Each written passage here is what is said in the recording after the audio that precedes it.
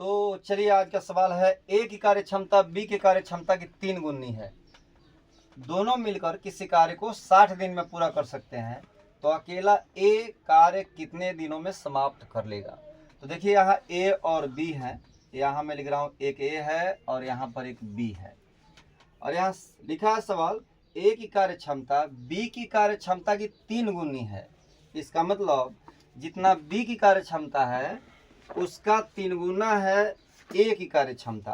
तो मान लीजिए बी की कार्य क्षमता अगर 1 है तो ए की कार्य क्षमता कितनी हो जाएगी, बी का 3 गुना, यानी 1 का 3 गुना 3 है।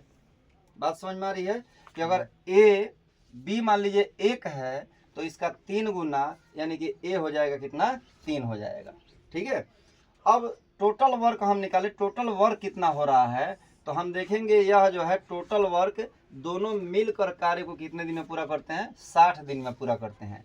तो यहाँ हम लिखेंगे टोटल वर्क बराबर 60 दिन में पूरा करते हैं। और इनकी कार्य क्षमता कितनी है, तो ए का है 3 और बी का है 1, तो 3 और प्लस 1 जोड़ देंगे तो 60 गुणे 3 कितना होता है 4, तो 6 चौको 24, 240, यानी टोटल काम हो गया 240। ठीक है, क्वेश्चन ये कह रहा है कि ए कार्य को कितने दिनों में समाप्त कर लेगा।